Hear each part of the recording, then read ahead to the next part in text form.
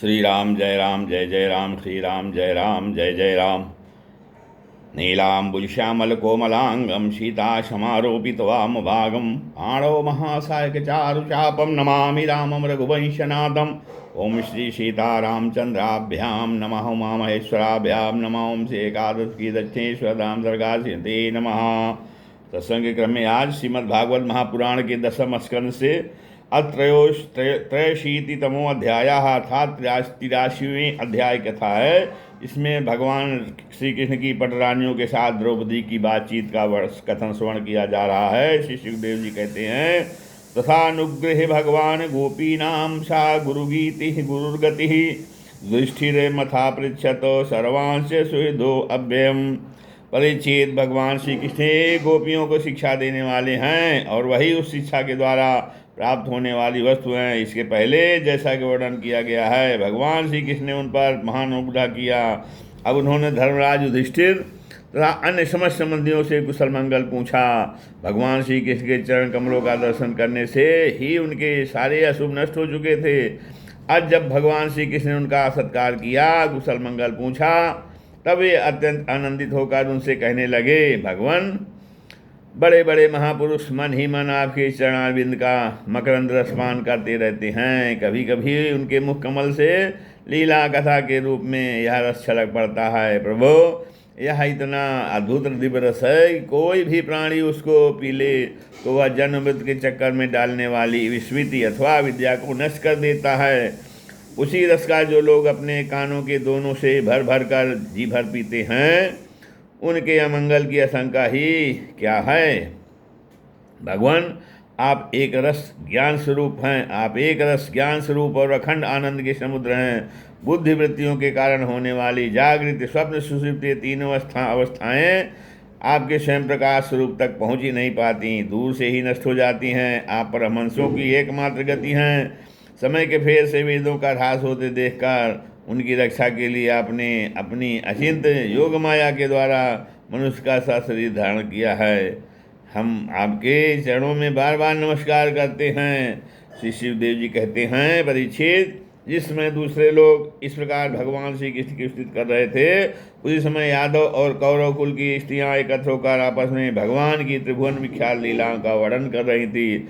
अब आप उनकी बात, उनके विषय में सुनो। द्रौपदी ने कहा, हे रुक्मिणी भद्रे, हे जामवती सत्य, हे सत्यभामे कालिंदी सभ्य लक्ष्मणी रोहिणी और अन्यान्य श्री कृष्ण पत्नियों, तुम लोग हमें यह तो बताओ कि स्वयं भगवान श्री कृष्ण ने अपनी माया से लोगों का अनुकरण करते हुए तुम लोगों का किस प्रकार परिग्रहण किया।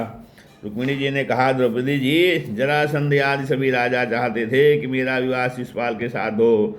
इसके लिए सभी शास्त्रार्थ से सुसज्जित होकर युद्ध के लिए तैयार थे, परंतु भगवान मुझे वैसे ही हर लाए जैसे सिंह बकरी और भेड़ों के झुंड में से अपना भाग छीन ले जाए। क्यों न हो, जगत में जितने भी जो भी अजय वीर हैं, उनके मुकुटों पर इन्हीं की चरण धूल शोभायमान होती है। द्रौपदी जी, मेरी तो यही अभिलाषा है कि भगवान के वे ही समस्त संपत्ति और सौंदर्यों के आश्रय चरण कमल जन्म जन्म मुझे आराधना करने के लिए प्राप्त होते रहें। मैं उन्हीं की सेवा में लगी रहूं। सत्यभामा ने कहा, द्रौपदी जी, मेरे पिताजी अपने भाई प्रसेन की मृत्यु से बहुत दुखी हो रहे थे, अतः उन्होंने उनके वध का कलंक भगवान पर ही लगाया। उस कलंक को दूर करने के लिए भगवान ने ऋक्षराज जाम्बवान पर विजय प्राप्त की और वह रत्न लाकर मेरे पिताजी को दे दिया। अब तो मेरे पिताजी मिथ्या कलंक लगाने के कारण डर गए, अतः यद्यपि दूसरों को मेरा वाग्दान कर चुके थे, फिर भी उन्होंने मुझे समंतक मणि के साथ भगवान के चरणों में ही समर्पित कर दिया। अब जामवती ने कहा, द्रौपदी जी, मेरे पिता ऋक्षराज जाम्बवान को इस बात का पता न था कि यही मेरे स्वामी भगवान सीतापति हैं, इसलिए वह इनसे 27 दिन तक लड़ते रहे। परंतु जब परीक्षा पूरी हुई, उन्होंने जान लिया कि भगवान राम ही हैं, तब इनके चरण कमल पकड़कर समंतक मणि के साथ उपहार के रूप में मुझे समर्पित कर दिया। मैं यही चाहती हूँ कि इनका जन्म जन्म इनकी दासी बनी रहूँ। आप कालिंदी ने कहा, द्रौपदी जी, जब भगवान को यह मालूम हुआ कि मैं उनके चरणों का स्पर्श करने के आशा विलासा से तपस्या कर रही हूँ, तब वे अपने सखा अर्जुन के साथ यमुना तट पर आए और मुझे स्वीकार कर लिया। मैं उनका घर बुहारने वाली उनकी दासी हूँ। फिर मित्रबिंदु वाच, मित्रविंदा ने कहा, द्रौपदी जी, मेरा स्वयंवर हो रहा था, वहाँ आकर भगवान ने सब राजाओं को जीत लिया और जैसे सिंह झुंड के झुंड कुत्तों में से अपना भाग ले जाए, वैसे ही मुझे अपनी शोभामयी द्वारकापुरी में ले आए। मेरे भाइयों ने भी मुझे भगवान से छुड़ाकर मेरा अपकार करना चाहा, परंतु उन्होंने उन्हें भी नीचा दिखा दिया। मैं ऐसा चाहती हूँ कि मुझे जन्म जन्म उनके पांव पखारने का सौभाग्य प्राप्त होता रहे। सत्या ने कहा, द्रौपदी जी, मेरे पिताजी ने मेरे स्वयंवर में आए हुए राजाओं के बल पर उसकी परीक्षा के लिए बड़े बलवान और पराक्रमी तीखे सिंग वाले 7 बैल रख छोड़े थे। उन बैलों ने बड़े बड़े वीरों का घमंड चूर चूर कर दिया था। उन्हें भगवान ने खेल खेल में ही झपट कर पकड़ लिया, नाथ लिया और बांध दिया, ठीक वैसे ही जैसे छोटे छोटे बच्चे बकरी बच्चों को पकड़ लेते हैं। इस प्रकार भगवान बल पौरुष के द्वारा मुझे प्राप्त कर चतुरंगी सेना और दासियों के साथ द्वारका ले आए। मार्ग में जिन क्षत्रियों ने विघ्न डाला उन्हें जीत भी लिया। मेरी वही अभिलाषा है कि मुझे इनकी सेवा का अवसर सदा सर्वदा प्राप्त होता रहे। अब भद्रा ने कहा, द्रौपदी जी, भगवान मेरे मामा के पुत्र हैं। मेरा चित्त इन्हीं के चरणों में अवरुद्ध हो गया था। जब मेरे पिताजी को यह बात मालूम हुई तब उन्होंने स्वयं ही भगवान को बुलाकर अक्षौणी सेना और बहुत सी दासियों के साथ मुझे इन्हीं के चरणों में समर्पित कर दिया। मैं अपना परम कल्याण इसी में समझती हूँ। कर्म के अनुसार मुझे जहाँ जहाँ जन्म लेना पड़े सर्वत्र इन्हीं के चरण कमलों का संस्पर्श प्राप्त होता रहे। लक्ष्मणा ने कहा, राजे नानी जी, देवर्षि नारद बार बार भगवान के अवतार और लीलाओं का गान करते रहते थे। उसे सुनकर और यह सोचकर कि लक्ष्मी जी ने समस्त लोकपालों का त्याग करके भगवान का ही वर्ण किया, मेरा चित्त भगवान के चरणों में आसक्त हो गया। साध्वी, मेरे पिता बृहस्पति मुझ पर बहुत प्रेम रखते थे। जब उन्हें मेरा अभिप्राय मालूम हुआ तब उन्होंने मेरी इच्छा की पूर्ति के लिए यह उपाय किया। महारानी, जिस प्रकार पांडव वीर अर्जुन की प्राप्ति के लिए आपके पिता ने स्वयंवर में मत्स्यवेद का आयोजन किया था, उसी प्रकार मेरे पिता ने भी किया। आपके स्वयंवर की अपेक्षा हमारे यहाँ यह विशेषता थी कि मत्स्य बाहर से ढका हुआ था, केवल जल में ही उसकी परछाई दिख पड़ती थी। जब यह समाचार राजाओं को मिला तो सब ओर से समस्त अस्त्र शस्त्रों के तत्वज्ञ हजारों राजा अपने अपने गुरुओं के साथ मेरे पिताजी की राजधानी में आने लगे। मेरे पिताजी ने आए हुए सभी राजाओं का बल पौरुष और अवस्था के अनुसार भलीभांति स्वागत सत्कार किया। उन लोगों ने मुझे प्राप्त करने की इच्छा से स्वयंवर सभा में रखे हुए धनुष और बाण उठाए। उनमें से कितने ही राजा तो धनुष पर तांत भी न चढ़ा सके। उन्होंने धनुष की ज्यों का त्यों रख दिया। कईयों ने धनुष की डोरी को एक सिरे से बांध कर दूसरे सिरे तक खींच तो लिया, परंतु इसे दूसरे सिरे से बांध ना सके। उसका झटका लगने से गिर पड़े। तो इस बड़े रानी जी, बड़े बड़े प्रसिद्ध वीर जैसे जरासंध, अम्बष्ट, नरेश, शिशुपाल, भीमसेन, दुर्योधन और कर्ण, इन लोगों ने धनुष पर डोरी तो चढ़ा ली, परंतु उन्हें मछली की स्थिति का पता न चला। पांडव वीर अर्जुन ने जल में उस परछाई के मछली की परछाई देख ली और यह भी जान लिया कि वह कहाँ है। बड़ी सावधानी से उन्होंने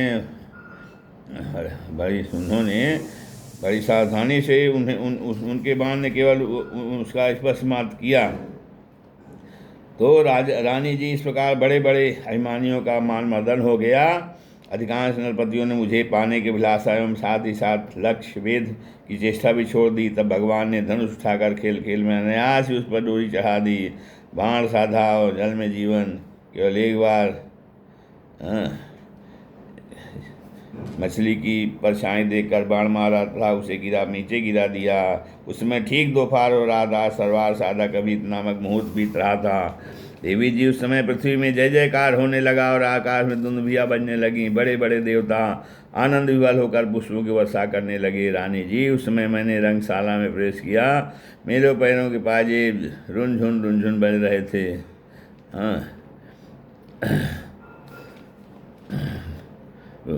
मैंने नए नए उत्तम रेशमी वस्त्र धारण कर रखे थे। मेरी चोटियों में मालाएं गुथी हुई थी और मुंह पर लज्जा मिश्रित मुस्कुराहट थी। मैं अपने हाथों में रत्नों का हार लिए हुए थी, जो बीच बीच में लगे हुए सोने के कारण और भी दमक रहा था। रानी जी, उस समय मेरा मुखमंडल घनी घुंघराली अलकों से शोभित हो रहा था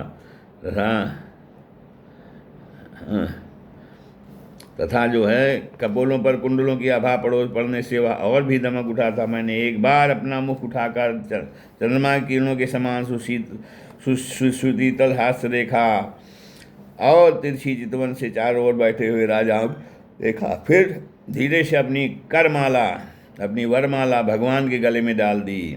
या तो कह ही चुकी हूँ कि मेरा हृदय पहले से ही भगवान के प्रति अनुरक्त था।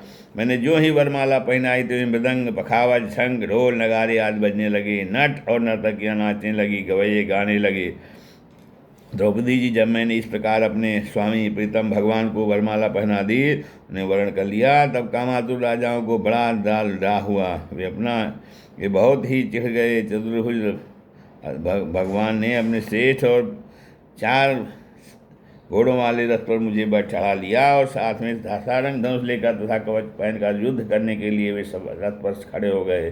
पर रानी जी, दारुक ने सोने के साथ सामान से लदे हुए रथ को सब राजाओं के सामने ही द्वारका के लिए हाँक दिया, जैसे कोई सिंह हिरणों के बीच से अपना भाग ले जाए। उनमें से कुछ राजाओं ने धनुष लेकर युद्ध के लिए सज धज कर इस उद्देश्य से रास्ते में पीछा किया कि हम भगवान को रोक लें, परंतु रानी जी, उनकी चेष्टा ठीक वैसे ही थी जैसे कुत्ते सिंह को रोकना चाहें।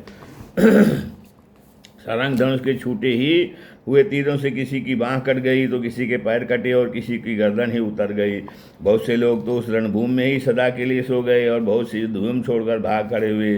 तदनंतर यदुवंश शिरोमणि भगवान ने सूर्य की भांति अपने निवास स्थान स्वर्ग और पृथ्वी में सदैव प्रशंसित द्वारका नगरी में प्रवेश किया। उस दिन वहाँ विशेष रूप से सजाई गई थी। इतनी झंडी यहाँ पताकाएँ और तोरण लगाए गए थे कि उनके कारण सूर्य का प्रकाश धरती तक नहीं आ पाता था। मेरी अभिलाषा पूर्ण हो जाने से पिताजी को बहुत प्रसन्नता हुई। उन्होंने अपने हितैषी सुहृदों, सगे संबंधियों और भाई बंधुओं को बहुमूल्य वस्त्र, आभूषण, शैया, आसन और विविध प्रकार की सामग्रियाँ देकर सम्मानित किया। फिर प्रभाव भगवान पर पूर्ण है, तथा मेरे पिताजी ने प्रेमवश उन्हें बहुत सी दासियाँ, सब प्रकार की संपत्तियाँ, सैनिक, हाथी, रथ, घोड़े एवं बहुत से बहुमूल्य अस्त्र समर्पित किए। रानी जी, हमने पूर्व जन्म में सबकी आसक्ति छोड़कर कोई बहुत बड़ी तपस्या की होगी, तभी तो हम इस जन्म में आत्माराम भगवान की गृह दासियाँ हुई हैं। 16,000 पत्नियों की ओर से रोहिणी ने कहा। भौमासुर ने दिग्विजय के समय बहुत सी राजाओं को जीतकर उनकी कन्या हम लोगों को अपने महल में बंदी रखा था। भगवान ने यह जानकर युद्ध में भौमासुर और उसकी नरसेना का नरसंहार किया और स्वयं का पूर्ण काम हो करके उन्होंने बीजेपी ज्वाइन कर लिया। तो उन्होंने हम लोगों को वहाँ से छुड़ाया तथा पाणी ग्रहण करके अपनी दासी बना लिया। रानी जी, हम सदा सर्वदा उनके चरण कमलों का चिंतन करती रहती थी, जो जन्म मृत्यु रूप संसार से मुक्त करने वाले हैं। साध्वी द्रौपदी जी, हम साम्राज्य, इंद्रपद अथवा इन दोनों के भोग, अणिमा आदि ऐश्वर्य, ब्रह्मा का पाद, मोक्ष अथवा सालोक, सारूप्य आदि मुक्तियाँ कुछ भी नहीं चाहती। हम केवल इतना ही चाहती हैं कि अपने प्रीतम प्रभु के सुकोमल चरण कमलों की वह सीरज सर्वदा अपने विचार वहन किया करें, अपने सिर पर वहन किया करें, जो लक्ष्मी जी के वस्त्र सरस लगी हुई केसर की सुगंध से युक्त है। उदार शिरोमणि भगवान के जिन चरण कमलों का स्पर्श करके गौ चराते समय गोपियाँ, भीलिनी, तिनके और घास लताएं तक करना चाहती थी, तो उन्हीं को हम भी चाह रहे हैं। तो इस श्रीमद्भागवते महापुराणे परमहंस्यां संहितायां 10वें उत्तरार्धे 83तमो अध्यायः। श्रीराम जय राम जय जय।